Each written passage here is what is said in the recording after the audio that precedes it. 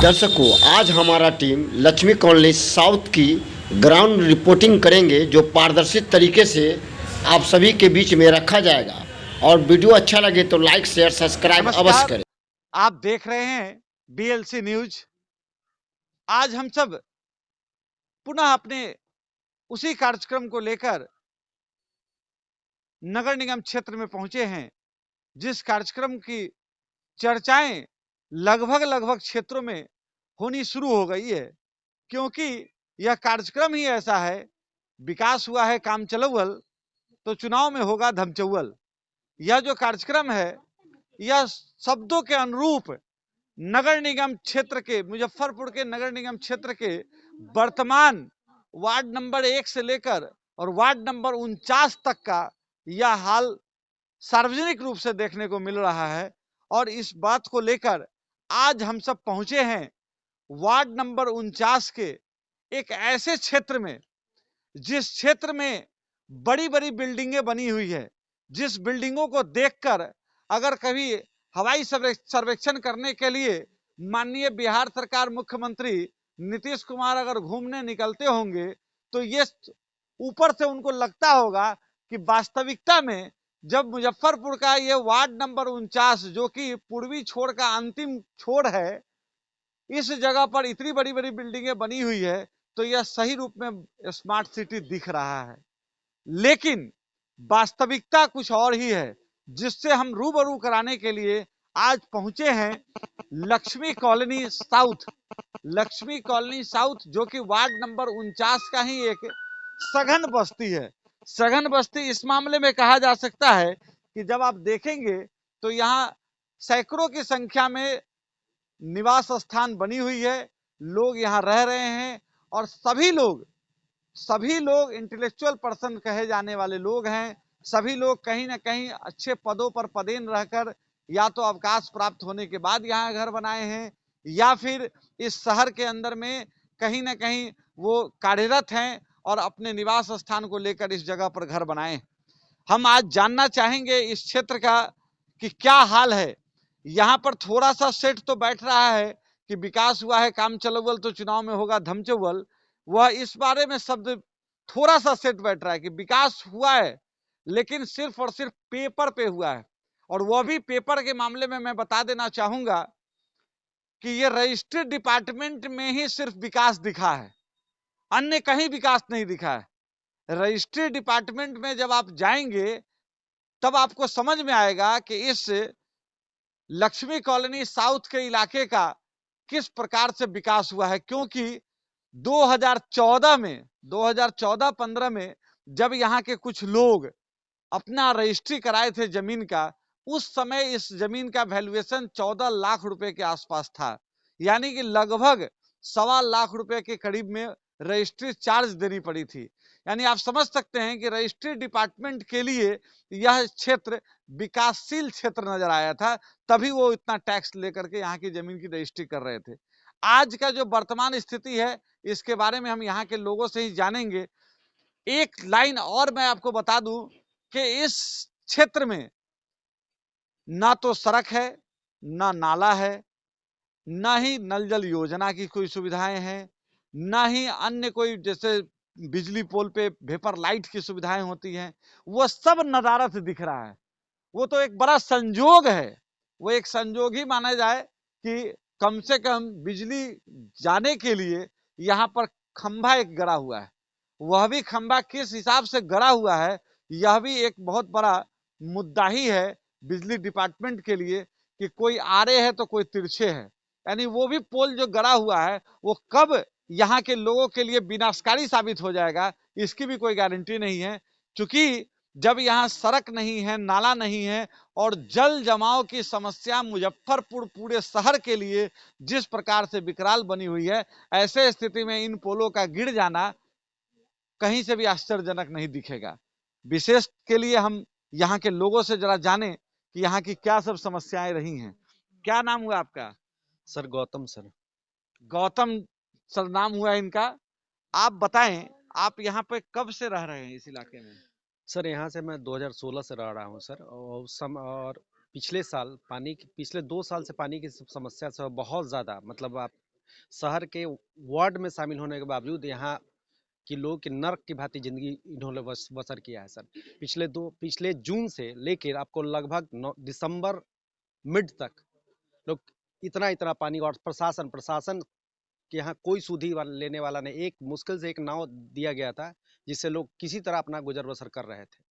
और सारे जगह यहाँ तक कि एसडीओ पूर्वी के यहाँ, डीएम के यहाँ, सबके लोग, विधायक के यहाँ, सांसद के यहाँ, सब लोग इससे 2-3 साल पहले भी हम लोग सांसद अजय निषाद के यहाँ हम लोग गए थे और यहाँ के बारे में चर्चा किए थे। लेकिन उन्होंने कहा कि अच्छा हम लोग देखेंगे, लेकिन वो देखने और सुनने की रीति आज तक चली आ रही है। अभी तक धरातल पे कोई चीज उतरा नहीं है सर। यानी आप समझ सकते हैं कि बहुत सारे अधिकारियों के पास सुनने को मिलता है कि अभी तक हमारे संज्ञान में नहीं आया है कोई मामला। अब आप समझ सकते हैं कि यहाँ जो गौतम सर ने बताया इस इलाके का समस्याओं के बारे में, कि इन समस्याओं को लेकर इन लोगों ने हर वो दरवाजा खटखटा दिया है जिस दरवाजे से एक आशा की किरण दिखती है कि हमारी समस्याओं का निदान ये कर सकते हैं। उन तमाम दरवाजा पर ये जा चुके हैं, चाहे वो यहाँ के वर्तमान विधायक हों या यहाँ के पूर्व विधायक हों या फिर वर्तमान सांसद हों या फिर कोई भी आला अधिकारी जो इन समस्याओं के निदान करने का पूरा समर्थन रखते हैं, सामर्थ्य रखते हैं, लेकिन उसके बावजूद भी यहाँ की समस्याएं बरकरार वैसे ही के वैसे ही रह गई है। ये जिस प्रकार से इन्होंने बताया, और भी लोगों से हम जानेंगे कि क्या समस्या यहाँ की रही है। क्या नाम हुआ आपका? मैं संतोष झा हूँ, मैं इसी मोहल्ला का निवासी हूँ। संतोष झा जी, आप कब से यहाँ रह रहे हैं? मैं 2018 से यहाँ रह रहा हूँ। 2018 से रह रहे हैं। क्या आपके नजर में क्या लग रही है, यहाँ पर क्या समस्याएं आपको सबसे यहाँ ज्यादा का जो दिख रही है? समस्या है बहुत भयावह है, ठीक है।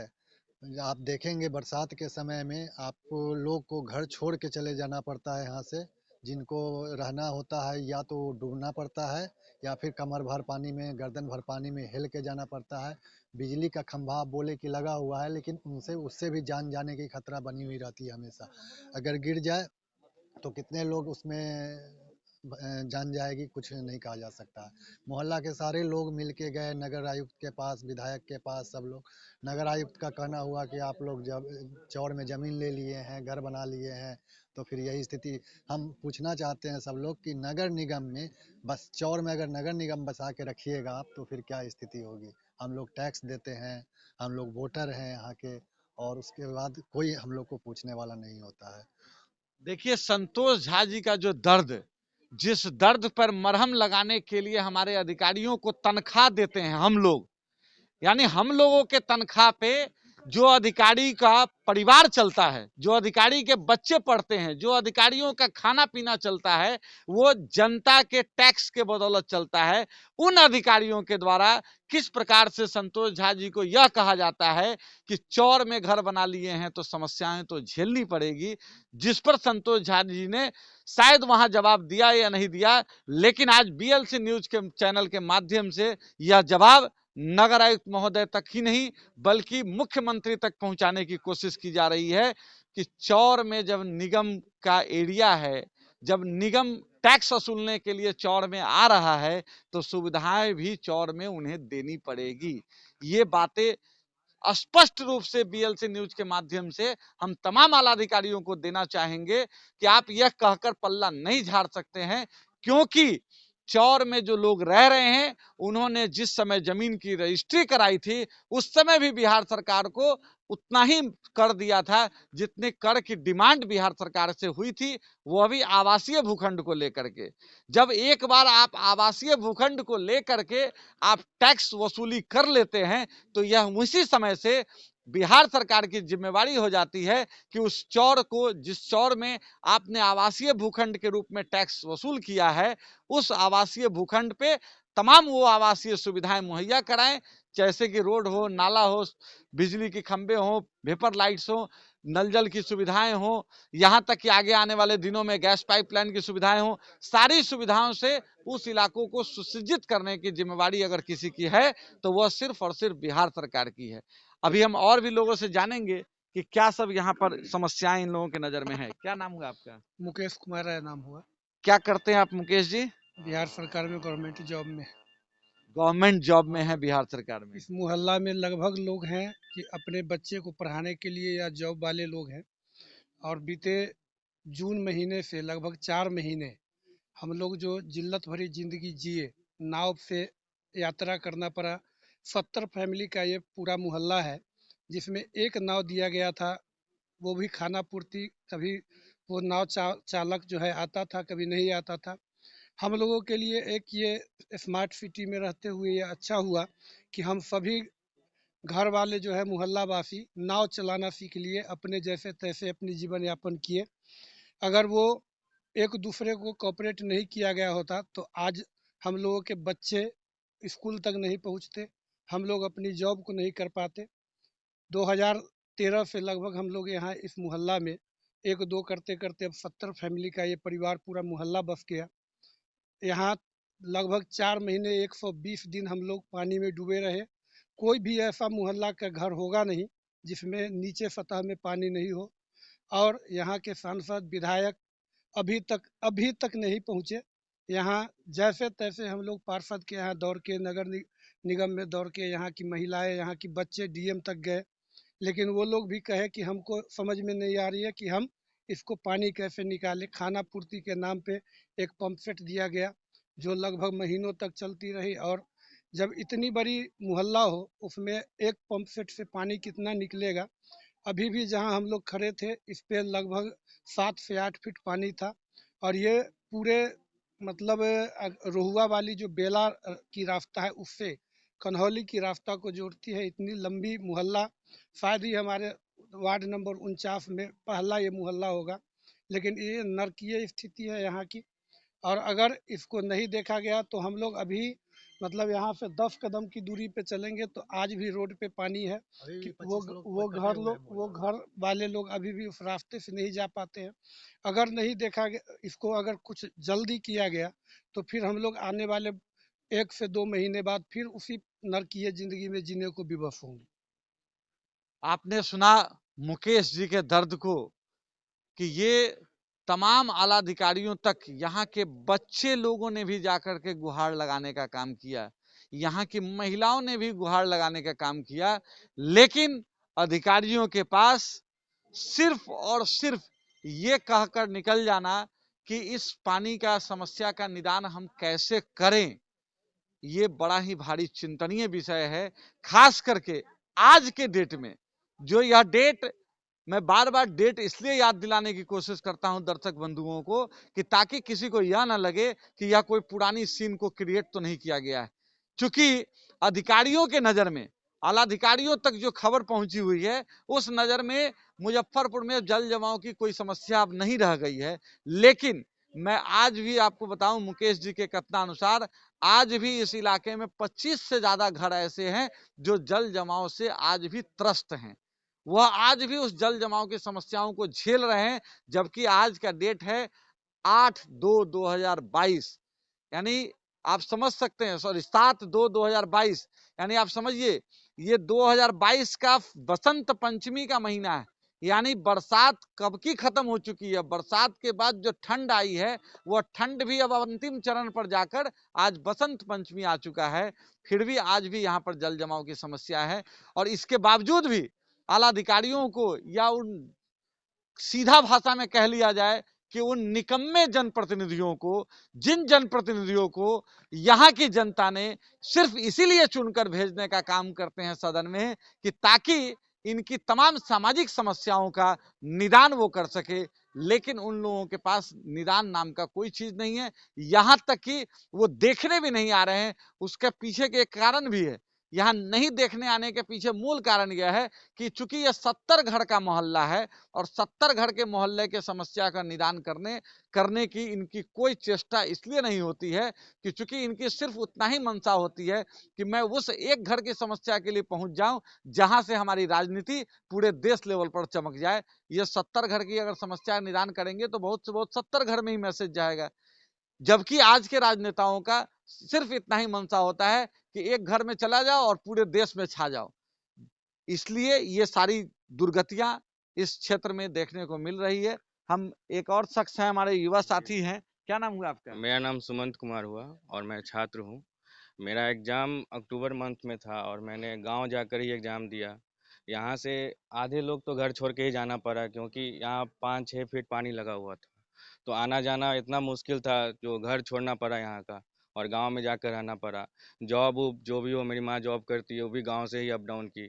यहाँ 2 साल हो गया घर बनाया हुआ, जिसमें 6 महीना पानी में ही रहना पड़ा हर साल। यानी आप समझ सकते हैं कि लोग शहर में घर इसलिए बनाते हैं कि ताकि उनके बच्चों को पढ़ाई में सुविधा हो सके, उनको अपने कार्यों को करने में सुविधा हो सके। लेकिन इन तमाम आशाओं के अनुरूप काम करने वाले लोगों को भी यहाँ की जो समस्याएं हैं वह मजबूर करती है कि जब बच्चों का एग्जाम होना था उस समय इन लोगों को अपने गांव जाना पड़ा, गांव से ही एग्जाम देना पड़ा। इनके घर वाले को, जो भी कार्यालय में कार्यरत थे, उनको भी अपने कार्य को संपन्न कराने के लिए यहाँ से असंभव देखते हुए इन लोगों को पुनः गांव जाना पड़ा। यानी कहने का मतलब यह है कि गांव से लोग शहर की ओर इसलिए आते हैं कि ताकि उन्हें सुविधाएं मुहैया हो। लेकिन नगर निगम मुजफ्फरपुर के जो कार्यशैली है, जो यहाँ के विधायक सांसद का जो कार्यशैली है, वह इस प्रकार का है कि शहर से लोग निकलकर वापस गांव जाने को मजबूर हो जाते हैं। यह कितना बड़ा चिंतनीय विषय है, ये तो निगम प्रशासन और आला अधिकारियों को समझने की जरूरत है।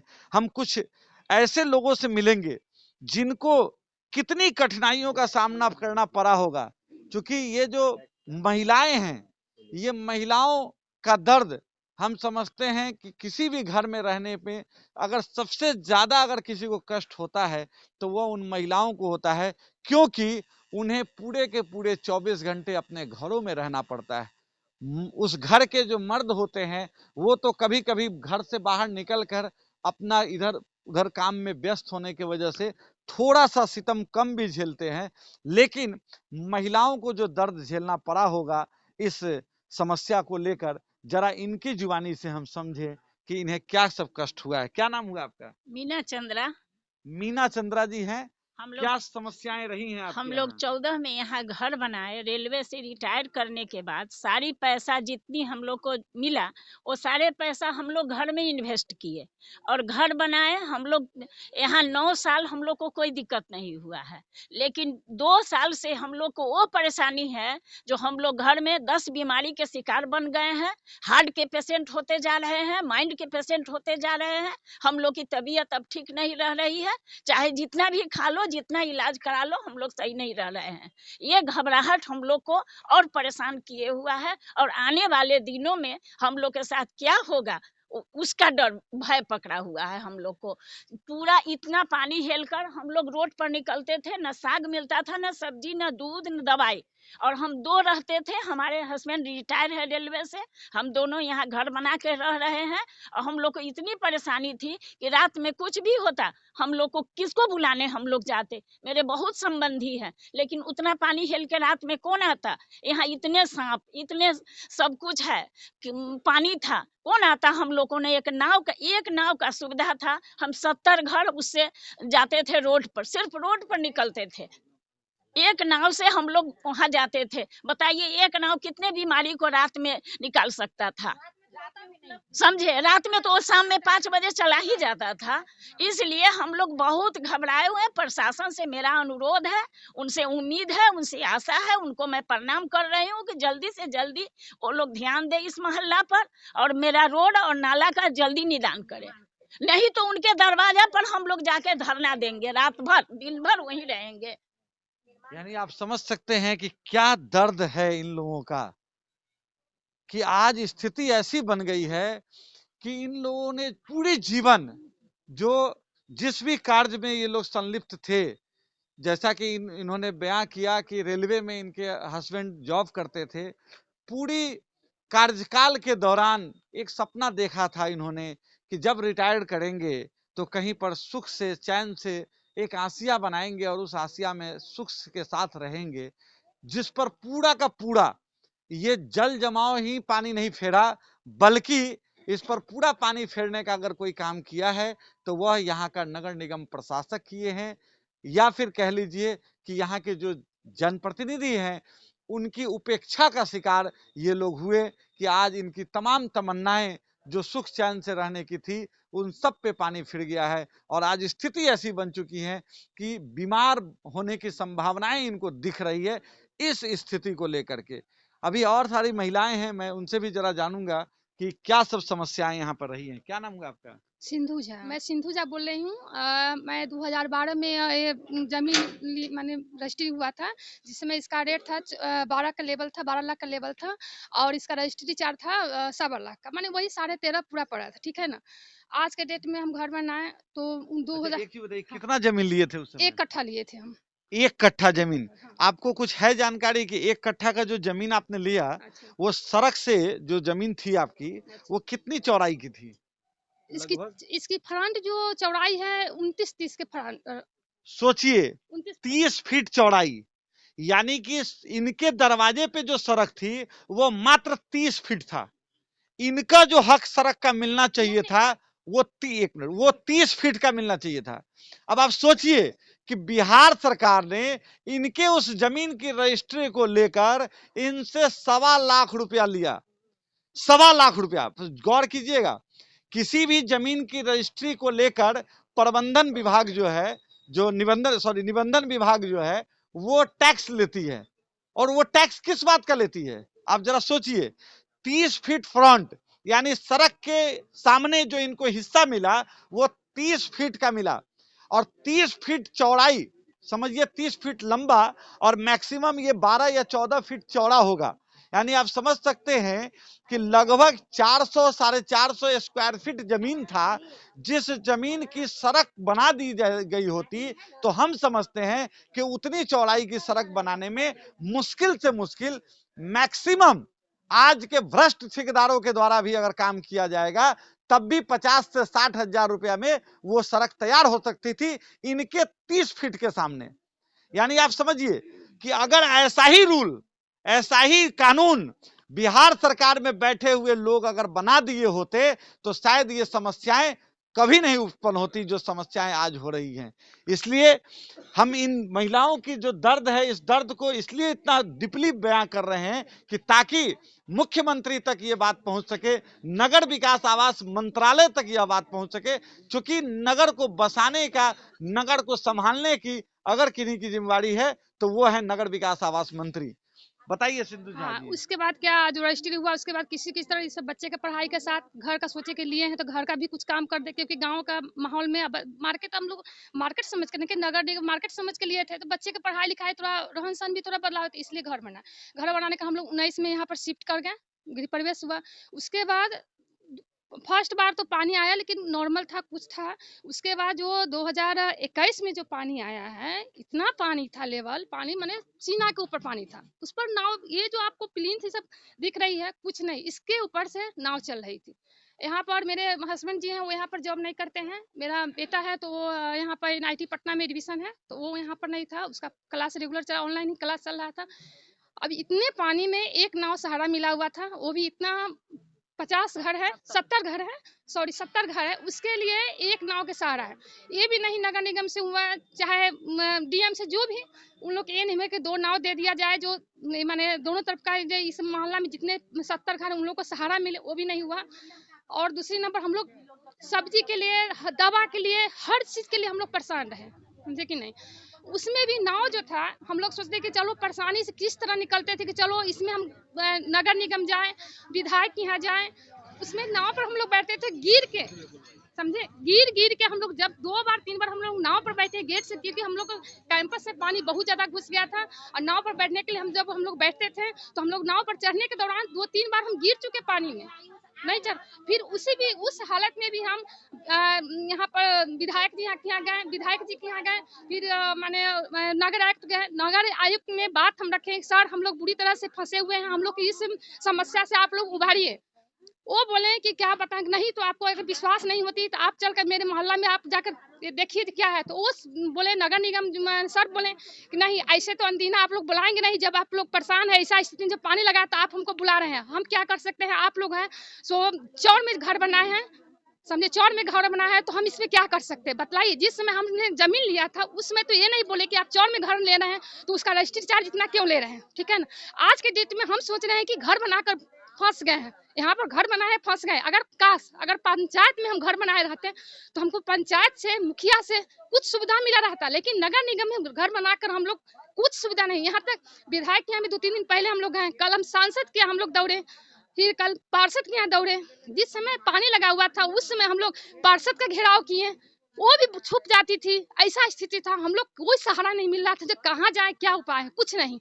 लास्ट में हम लोग इमली चौक पर हम लोग घेराव, लेडीज लोग गए, घेराव किए, पूरा रोड को जाम किए। उसमें भी आधा घंटा कितने लोग माने जो इधर उधर के कितने लोग साथ नहीं दिए। हम लोग आधा घंटा 1 घंटा तक हल्ला करके लेडीज लोग, उसमें कुछ समाधान हमको नहीं मिला।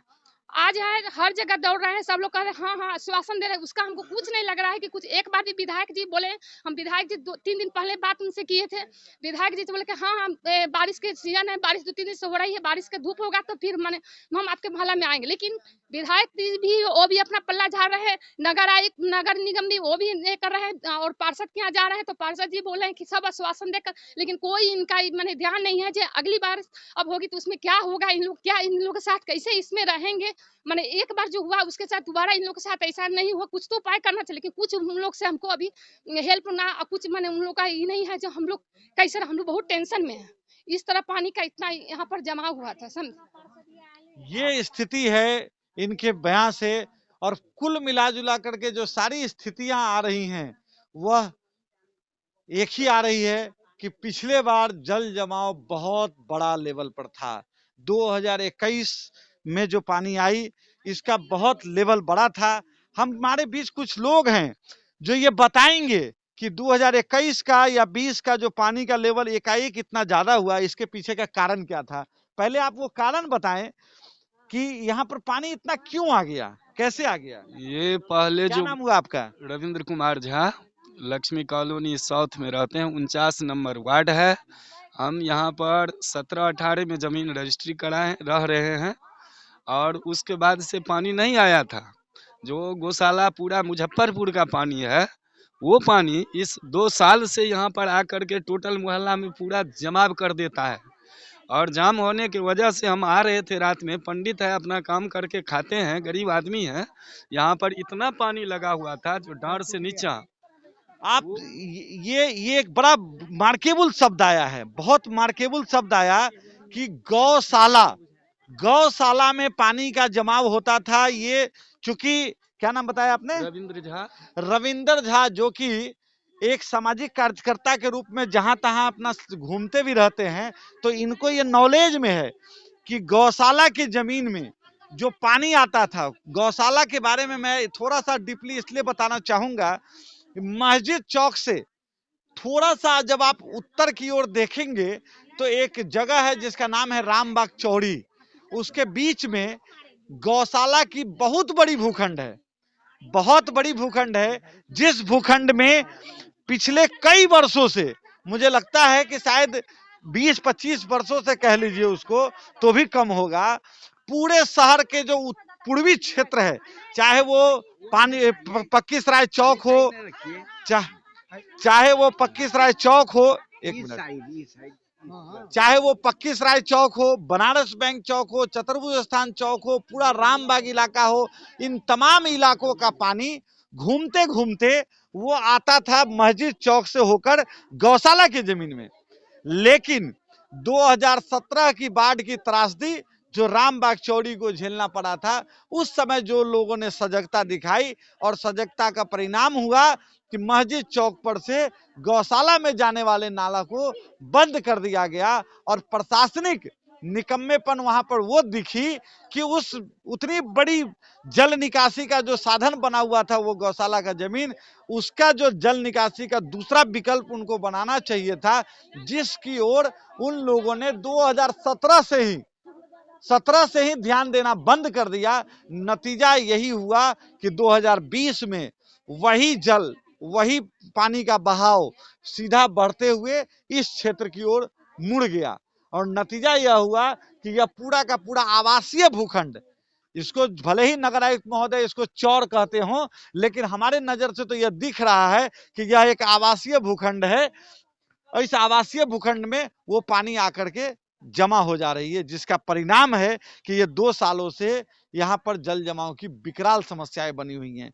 वो अलग बात है कि अधिकारीगण भले मुजफ्फरपुर में चेरापूंजी जैसी बारिश की बात करके अपना पल्ला झाड़ ले रहे हैं, लेकिन वास्तविकता यह है कि वो जो पानी का जल निकासी यहाँ पर आकर रुक गया है, जिसको जब तक आगे की ओर नहीं ले जाया जाएगा और किसी मन में नहीं जोड़ा जाएगा, जैसे कि गौशाला के जमीन से होते हुए उत्तर की तरफ बीएमपी नहर में जाकर मिलता था और वो कलकतिया मन में जाकर के वो पानी जाया करता था, उस प्रकार की व्यवस्था अगर इस ओर से नहीं की जाएगी तब तक इस समस्या का निदान नहीं हो पाएगा। और सबसे बड़ा दुख का बात यह है कि रविंदर झा जी को इस पानी ने क्या दिया है, उपहार स्वरूप कहिए या कष्ट स्वरूप कहिए, इनकी जुबानी से हम जाने। इन्हीं में पैर टूटा है इनका, ये देखिए उसी इनका लड़का खेल रहा है। उसी पानी में हम आ रहे थे, डूबना था, डूबा रात था, रात में हम घुसे पानी में और यहाँ स्लिप कर गए, उसमें पैर मेरा ठेंगुना टूट गया और उस दिन से घर में बैठे हुए हैं, न कोई चारा है, गरीब आदमी है, कमा कर खाते थे। इतना पानी था, डांड से ऊपर पानी, छाती भर पानी में हिल रहे थे, उसी में स्लिप कर गए और पैर टूट गया। जो हम दैनिक हिंदुस्तान पेपर में हम निकालें, फिर नगर निगम में फोन किए, विधायक को फोन किए, सबका हमारे तरफ से अभी कोई आप लोग को सहायता नहीं दी जा सकती है। एक सरकारी नाव आया जिसमें हमको फिजियोथेरेपी करने के लिए जाना था, उसमें भी वो बंद कर देता था। फिजियोथेरेपी वाला इतना लेट क्यों हो गया, वो टाइम से खुलता था, बच्चा सबको स्कूल जाना था, सब बंद हो गया। हमारा पैर टूट गया उसी पानी में। कलेक्टर साहब लग भी गया सब आदमी, वहाँ भी कहा जो अभी हमारे पास में कोई अति नहीं, हम नाव दे दिए हैं, आप लोग अपना जाइए आइए यहाँ से। और न बच्चा जा पाता था, उसमें डूबने का डर था, हम स्लिप कर गए, टांग टूट गया। अब हम कमा कर खाएंगे, हमारा कौन क्षतिपूर्ति करेगा? ये सरकार बैठ करके वहाँ से खाली नियम बनाता है और यहाँ प्रशासन सबको दे करके पेमेंट होता है। पब्लिक को, हम लोग को क्या मिलता है? जब आप किए, जो ये नगर निगम में है, तब हम लोग यहाँ रजिस्ट्री कराए ना, फ्री के तो नहीं लिए। 10 दूर का 50-55 हजार रुपया लगा हुआ है रजिस्ट्री का चार्ज, और तब जमीन खरीद कर जैसे तैसे मकान बनाए। आप कह रहे हैं हम टैक्स वसूलेंगे, टैक्स कौन चीज का लीजिएगा ना? आप यहाँ कोई सुविधा दे रहे हैं और पानी में 6 महीना, अभी दीपावली छठ के बाद हम लोग को पानी खाली हुआ है, फिर बारिश आएगी और तुरंत फिर भर जाएगी। ना कोई आ रहे हैं, विधायक कह रहे हैं जो हमारे पास फंड नहीं है, जिसके पास जाते हैं वो कहता है हमारे पास अभी टाइम नहीं है। आप जब तनख्वाह खाते हैं बैठे बैठे, वहां से खाली नियम पास करा रहे हैं, यहाँ हम लोग दुख झेल रहे हैं। अब हम गरीब आदमी है, पैर टूट करके 2 बच्चा है, कहाँ से खाएंगे? कौन हमारा क्षतिपूर्ति करेगा? यही हमारा, हम हिंदुस्तान में निकाले थे, पेपर में बुला करके दिए थे। ये हमारा फोटो है, इसमें हमारा बच्चा नाव चला रहा है, ये टायर के नाव बना करके जैसे तैसे निकलते थे, फिजियोथेरेपी करना था इसलिए इसमें हम निकल करके जाते थे, तो भी कोई सुनवाई नहीं हुआ। अभी तक सब घर से पकड़ करके हमको लाए हैं, तब हम चल फिर पाते हैं। यानी आप समझ सकते हैं कि रविंदर झा जी का जो दर्द है वो सिर्फ और सिर्फ इस जल जमाव तक ही खत्म नहीं होने वाला है। इनके लिए यह जल जमाव आजीवन दर्द दे गया, क्योंकि इनका पैर जो है वो इस प्रकार से डैमेज हुआ इस जल जमाव के कारण कि शायद नहीं लगता है कि भविष्य में ये सही से अपने उस प्राकृतिक पैर पर चल पा सकेंगे। मुझे शायद अनुमान नहीं लगता है, बाकी मेडिकल साइंस है, मेडिकल साइंस बहुत कुछ करती है। हम जानना चाहेंगे, 1-2 और महिलाएं हैं, उनसे भी जरा समझे कि क्या मामला है इस इलाके का। बताइए क्या नाम हुआ? रीना कुमारी नाम हुआ सर। रीना कुमारी जी, जी, मैं बताइए। डीएलएड में ट्रेनिंग करती थी, एग्जाम था, उस बीच में पानी इतनी थी भरी हुई, जो कि किस परिस्थिति में एग्जाम देते थे। 27 नवंबर को मेरा एग्जाम खत्म हुआ है सेकेंड ईयर का, और मेरी स्थिति ऐसा, विधायक जी के पास नहीं गए, कि और नगर आयुक्त है उनके पास नहीं गए, या ये है पार्षद जी हैं उनके पास नहीं गए, पूर्व पार्षद है वो भी सामने खड़े हैं, और अभी जो न्यू है नीलम गुप्ता जी, उनके हस्बैंड शंकर जी, उनके पास भी गए, लेकिन कहीं से कोई उपाय नहीं था। एक सहारा नाव था जो आया था, जिससे कि पूरे मोहल्ले का वो नाव मेरा काम कर रहा था। अभी पानी खत्म होने के बाद भी 3 लेटर दी हूँ विधायक जी के पास, 3 लेटर गया, और 6 कॉपी बना है। 6 कॉपी में नगर आयुक्त के पास गया है, उसके बाद वार्ड पार्षद के पास गया है, और जो आगंतुक सब आए हैं सारे के पास पहुंचाए हुए हैं। कल मैं सांसद जी के पास भी गई हूँ, मैं सांसद जी को भी लेटर दी हूँ, तो वो मुझे आश्वासन दिए जो कि मेरा फंड तो ये बना दिए वो बना दिए, सांसद जी जो बोले। सो 10 मार्च को आ रहा है, उसके बाद मैडम कॉल कीजिएगा तो कुछ सुनवाई होगा। तो यही है जो सर आप लोग कुछ भी करके कृपया इस मोहल्ले का उद्धार कीजिए। कम से कम मेन रोड तक नाला आना चाहिए, और तुरंत तो पिच नहीं बन सकती है ना, तो जो लेवल है रोड का वहाँ मेन रोड से जहाँ तक है वहाँ तक आप कृपया माटी भर के उसको खरंजा कीजिए, फिर बाद में जो हो उसका उपाय क्या नाम कीजिए। हुआ आपका? मेरा नाम रीना कुमारी है सर। रीना कुमारी जी का कितनी बढ़िया से सिस्टमेटिक ढंग से जो इन्होंने बिहार सरकार से आरजू किया है, मैं तो कहना चाहूँगा अपने बीएलसी न्यूज़ चैनल के माध्यम से कि इन तमाम मोहल्ले वासियों को कि लगता है कि किसी प्रकार से आप लोगों को एक दिन के लिए मुख्यमंत्री नीतीश कुमार जी को यहाँ बुला लेना चाहिए, क्योंकि जैसे ही वो आएंगे रातों रात सारा सड़क बन जाएगा, रातों रात नाला बन जाएगा। आप क्यों इतना दया कर रही हैं कि पहले नाला बन जाए, फिर सोलिंग हो जाए कम से कम, फिर आगे देखा जाएगा। इतनी दया करने की जरूरत नहीं है। अगर इतनी ही दया करनी है तो एक बार नीतीश कुमार जी, जो कि महिलाओं के वोट पर आज सत्ता के गद्दी पर बैठे हैं, उनके गद्दी पर बैठने का जो सबसे बड़ा रास्ता अगर किसी ने बनाया है तो वह बिहार की महिलाओं ने बनाया है, क्योंकि महिलाओं के वोट के बदौलत ही आज नीतीश जी सत्ता में बैठे हैं। तो उन नीतीश कुमार जी तक भी इन महिलाओं का यह आवाज पहुंचना चाहिए कि आप ही खुद चले आए, ताकि इन महिलाओं की जो दर्द है वो दर्द का निदान हो सके। अब हम थोड़ा सा वक्त और लेंगे अपने दर्शक बंधुओं से कि जानना चाहेंगे कि ये एक हमारे सामाजिक कार्यकर्ता हैं, जरा इनसे भी जाने कि क्या इनके नजरिए से ये समस्याएं क्यों आज तक बरकरार हैं, जरा ये बताएं। क्या देखिए नाम हुआ? राजाराम जी? जी जी राजाराम गुप्ता नाम हुआ ना? राजाराम जी नाम हुआ, बताएं। देखिए हमारा तो खुद नहीं समझ में आ रहा है जो सरकार का सिस्टम क्या है। जब सरकार 7 निश्चय योजना के तहत मुख्यमंत्री जी जब कहते हैं जो 7 निश्चय योजना, तो 7 निश्चय योजना में हम लोगों को लेटर दिए थे जनता के सभा करके, जनता के आम सभा के द्वारा, यानी प्रस्तावित जो भी होगा समस्या उसको भेजने के लिए नगर निगम में। नगर निगम बोर्ड पारित करता है, फिर जाता है नगर विकास मंत्रालय में। लेकिन यहाँ से जो हम लोग जो है 29 तारीख चौथा महीना 2016 में आम सभा किए थे। आम सभा करके प्रस्तावित हुआ था 167 रोड। 167 रोड में पहला प्राथमिकता था, इधर से उठाया गया था लक्ष्मी कॉलोनी से, रोड नंबर 1 से। लेकिन जैसा ही जब नगर निगम में प्रस्ताव गया, सीधे उसका जो है से बदल गया, नंबरिंग बदल गया। क्योंकि हम थे पार्षद उस समय तक यहाँ पर नंबरिंग ठीक था, जैसा ही जो है हमारा चेंजिंग हुआ, इसके बाद नंबर चेंज हो गया। अब देखिएगा ई रोड का है 20 नंबर में, अब 20 नंबर में है, जो कि इसको होना चाहिए 7, 8 या 9 में होना चाहिए था भी, जो कि वहाँ लक्ष्मी कॉलोनी में रोड बना है। तो उनका जो हम फोटो स्टेट को दिए थे उसका जो है लिस्टिंग का, वहां से अगर मिल जाए तो क्लियर हो जाएगा। ये पहला का तो हमको लगता नहीं है जो नगर निगम में लोग लिस्ट रखे होगा, क्योंकि उसको नंबर के सीधे यहाँ के जो है 20 कर दिया। इसको अगर 8 या 9 था तो इसको 20 नंबर में रोड ले आया है। अब बताइए जो है 3 नंबर, 4 नंबर, 5 नंबर के रोड बचा हुआ है बनने का, लेकिन 18-19 बन रहा है। बेला इमली चौक के देखिएगा अभी टेंडर में आया है, 18-19 का रोड वहां पर जो है टेंडर हो गया। अब वहां पर जो है हमरे बगल में है, अब नाला बनना था उसका 5 नंबर में है, एगो 3 नंबर में है, उसका भी रोड अभी तक फंसा हुआ। तो ये जो है वार्ड सभा करके प्रस्तावित जब जनता करता है, जब पहले इसको होना चाहिए जनता से प्रस्तावित, आखिर उसको क्यों बदला जाता है? अगर ये बदलने की ही कारण न है जो आज तक ये फंसा हुआ है रोड। अब रहा जहां तक पानी, एक बार आ कहां से आया है पानी समय कहीं हम लोग दिए थे पानी के बारे में।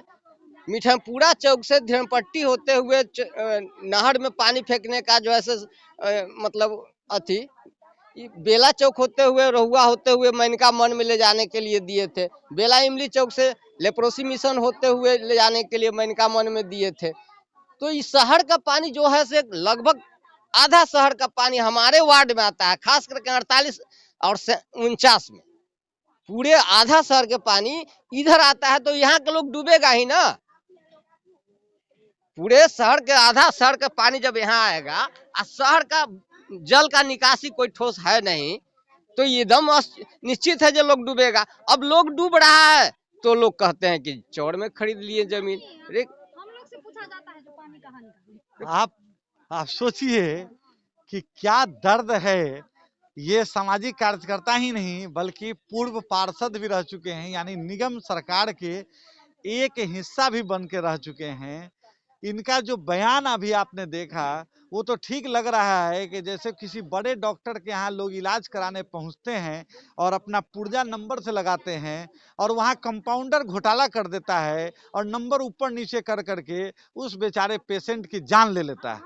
ठीक वैसा ही स्थिति इनके बयान से आ रहा है कि निगम में भी कोई न कोई वैसा कंपाउंडर बैठा है जो कि नंबर को उलट पलट सिर्फ इसलिए करता है कि उसको राजनीतिक फायदा कैसे मिले। और ये बेचारे उस समय के पार्षद रह चुके थे, लेकिन इन्होंने जिस प्राथमिकता के साथ इस सड़क के बारे में दिया था वो प्राथमिकता इनके पद से हटते ही वो प्राथमिकता भी धीरे धीरे पौधान से नीचे गिरता हुआ चला गया और आज तक यह रोड नहीं बन पाया है। पता नहीं यह रोड कब बनेगा। लेकिन मैं एक बात अंत में कहना चाहूंगा कि यदि जो समस्याएं इनके द्वारा आई है, पिछले 2 सालों से जो इन लोगों ने समस्याएं झेला है, वो समस्याएं दोबारा नहीं आए, इस बात को लिए कम से कम जब जागे तब सवेरा कथन के मुताबिक कम से कम नगर विधायक, नगर मुजफ्फरपुर जिला के सांसद एवं नगर आयुक्त महोदय, अनुमंडल पदाधिकारी महोदय और खासकर जिलाधिकारी महोदय को इस पर स्वयं संज्ञान लेना चाहिए।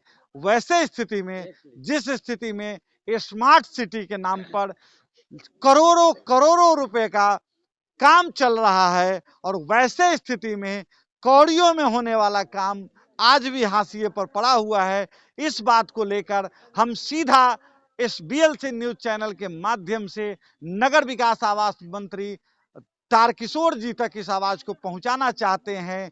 पथ निर्माण मंत्री नितिन नवीन जी तक हम इस आवाज को पहुंचाना चाहते हैं कि जहां आप करोड़ों करोड़ों के लागत से सड़कों का निर्माण कर रहे हैं, वहीं कौड़ियों में बनने वाला यह सड़क और नाला अगर नहीं बन पाएगा तो यहाँ के लोग शायद आत्महत्या करने तक विवश हो सकते हैं, जैसी स्थिति इस इलाके में देखने को मिल रही है। अंत में मैं मुख्यमंत्री नीतीश कुमार से कहना चाहूंगा कि आपने पिछले दिनों 725 करोड़ रुपए का मात्र 1.5 किलोमीटर के सड़क को बनाने में 725 करोड़ रुपए का फंड देने का काम किया है। तो ऐसे स्थिति में ये इलाका, जिसका अगर पूरी चौहद्दी को देख दिया जाए तो 2 किलोमीटर के अंदर में समिट जाएगा और 725 करोड़ के जगह पर मात्र 7 करोड़ रुपया भी खर्च नहीं होगा और इस इलाके के तमाम लोग इन समस्याओं से निजात पालेंगे। तभी जाकर के आपकी कुर्सी बच सकती है, आपकी इज्जत बच सकती है और आपका मुख्यमंत्री का पद जो है वो आपका संभल कर रह सकता है। नहीं तो जनता जब जाग जाएगी, जनता जब जाग जाएगी तो यही जनता आपको सत्ता के दरवाजे तक पहुंचाती है और यही जनता सत्ता से उतारने का भी काम करती है। इसलिए मैं BLC न्यूज चैनल के माध्यम से विकास हुआ है काम चलौवल, चुनाव में होगा धमचौवल के माध्यम से मैं यह बताना चाहता हूं कि यहाँ विकास ही नहीं हुआ है तो शायद ऐसा नहीं हो कि यहाँ के लोग मतदान ही नहीं दें। यह भी चुनाव आयोग को समझना होगा।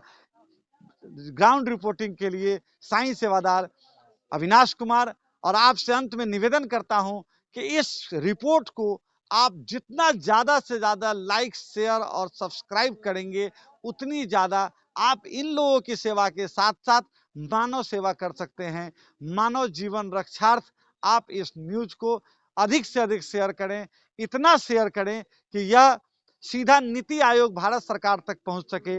पीएमओ हाउस तक यह बात पहुंच सके, क्योंकि ये जो लोग रह रहे हैं वो इसी भारत के लोग हैं, जिस भारत के लोगों के लिए बाबा साहेब भीमराव अंबेडकर ने संविधान रचा था, जिस संविधान में उन्होंने पहला जो मौलिक अधिकार दिया था वो समानता का अधिकार दिया था। आज स्थिति यह है कि वार्ड नंबर 49 के इन लोगों के लिए असमानता इतनी दूरी बनी हुई है कि एक तरफ आप चले जाइए तो जो समाहरणालय परिसर में जो लोग रह रहे हैं, समाहरणालय परिसर के इर्द गिर्द, उनका जो रोड का चकाचक आप देख रहे हैं, वैसे स्थिति में यहाँ का जो रोड है वो आपके सामने दिख रहा है। अंत में मैं नगर विकास आवास मंत्री से निवेदन करूंगा और आग्रह करूंगा और कह लीजिए कि एक तरह से आदेश भी दूंगा कि जो आप सपना देख रहे हैं परिसीमन का, जो पंचायतों को आप नगर निगम क्षेत्र में लाने की जो कोशिश में लगे हैं, पहले अपने नगर निगम के अधिकारियों को जरा संभालिए कि जो वार्ड 49 जो पिछले 20 वर्षों से ऑलरेडी नगर निगम के अंदर में आया हुआ है। 4 निगम सरकार को यहाँ की दायित्व मिली थी इस वार्ड नंबर 49 के विकास को लेकर, आज भी यह विकास से बहुत कोसों दूर है। ऐसे स्थिति में नए परिसीमन में नई पंचायतों को नगर निगम में क्षेत्र में लाना शायद मानवता के लिए अहितकर ही नहीं होगा, बल्कि सामाजिक सरोकार को भी बहुत ही कुठाराघात के रूप में दर्शाने का काम करेगा। इसलिए पहले वार्ड 1 से लेकर वार्ड 49 तक तमाम मूलभूत सुविधाएं, सड़क, नाला, नल जल योजना, भेपर लाइट्स वगैरह, राशन कार्ड मुहैया, आयुष्मान कार्ड की उपलब्धता, वृद्धा पेंशन की उपलब्धता, इन सारी योजनाओं से पहले वार्ड 1 से लेकर 49 तक के लोगों से जिस प्रकार से आप टैक्स वसूल रहे हैं, उन्हें वो नागरिकीय सुविधाएं पहले उपलब्ध कराएं, फिर जाकर वो सपना देखें कि अन्य क्षेत्रों को भी हमें निगम के अंदर में लाकर टैक्स की उगाही करनी है। ग्राउंड रिपोर्टिंग के लिए साईं सेवादार अविनाश कुमार। और ऐसा ही अन्य क्षेत्रों में भी अगर आपको लगता है कि इस तरह की मूलभूत समस्याएं आज भी हैं, तो आप हमें जरूर बुलाएं। हमारा मोबाइल नंबर है 9931666580। हमारा मोबाइल नंबर है 9931666580। एक विश्वास के साथ आप जरूर कॉल करें। आपकी समस्याएं आवाज हम बनेंगे, इस बात का विश्वास रखें। हम सेवादार पहुंचेंगे आपके द्वार, इस बात का विश्वास रखें और हमें जरूर से जरूर कॉल करें। ग्राउंड रिपोर्टिंग के लिए साईं सेवादार अविनाश कुमार, BLC न्यूज, मुजफ्फरपुर, बिहार।